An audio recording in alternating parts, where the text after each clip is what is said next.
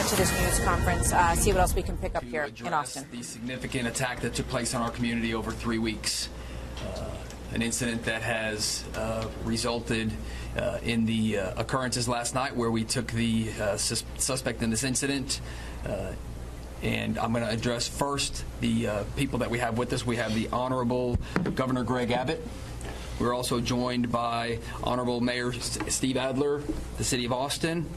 We've got the U.S. Attorney for the Western District, Bush, District Attorney Margaret Moore, Special Agent in charge of the FBI, Christopher Combs, Special Agent in charge of the Alcohol, Tobacco, Firearms, and Explosives, Fred Milanowski.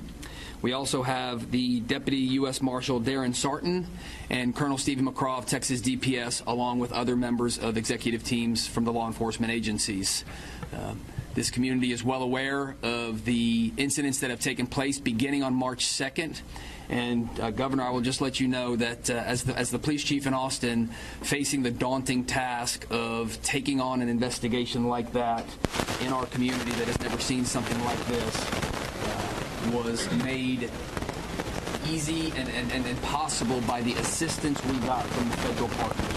We saw a level of federal participation from the ATF and the FBI that is unprecedented in this community, with over 500 agents that were focused on bringing peace back to our community. But I want to focus on a couple of the additional information that we have today based on the ongoing investigation. And again, I will say this is an ongoing investigation. We have, at this point, located a recording that the suspect in this incident made. It is about a 25-minute recording where he talks about what he has done. I would classify this as a confession. This was on a phone that we found in his possession early this morning after we had the officer involved in shooting, after he detonated that bomb that he had with him.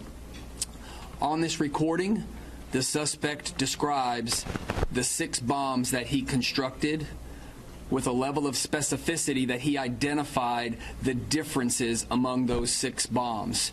We have told you all along that they all had similarities, which they did as far as specific components, but there were also differences between them. And on this recording, he identified what those differences were. I know everybody is interested in a motive and understanding why, and we are never going to be able to put a ration behind these acts.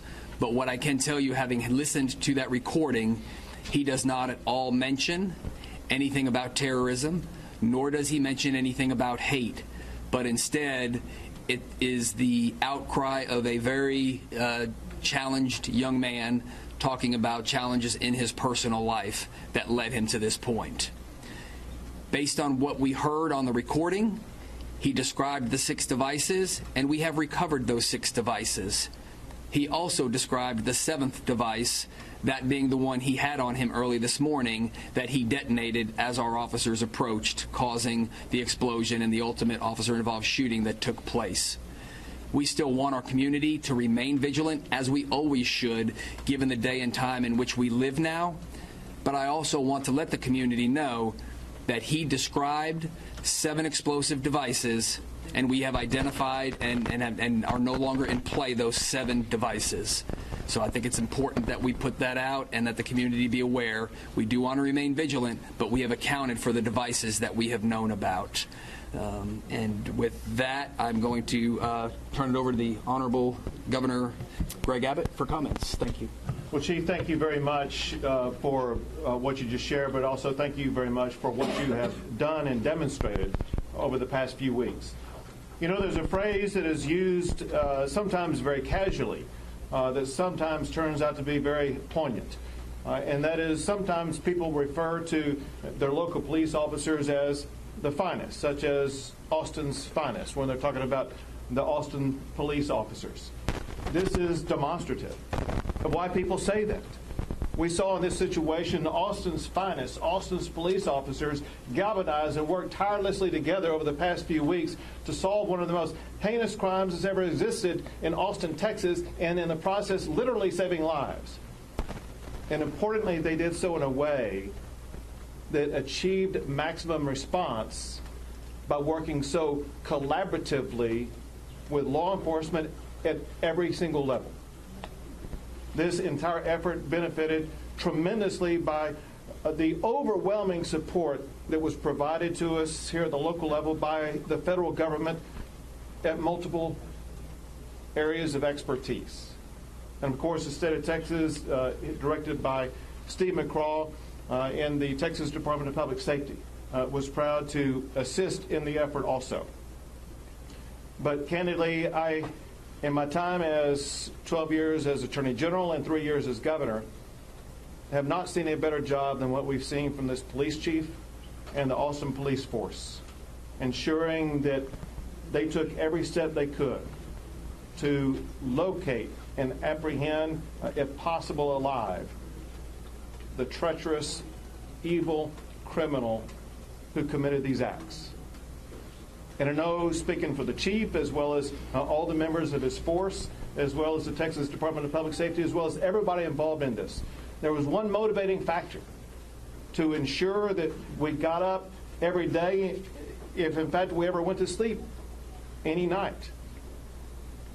And that was to do everything we can to live up to the magnitude of the loss that was suffered. We can never forget the victims. They include Anthony House, Draylon Mason, Esperanza Herrera, and as I have it too, yet unidentified victims. What we don't know is how many more victims there would have been had it not been for the courageous efforts of law enforcement combined. We will take away from this the importance of being able to respond quickly, but also lessons learned to make sure that heinous, inexplicable bombing actions by a crazed madman will be able to be minimized because of the way that law enforcement has been galvanized to ensure that we will keep our community safe. So, Chief, on behalf of everybody across the entire state of Texas, I want to say thank you for a job well done, for what you and your entire team has done. And today we proudly back the blue in Austin, Texas.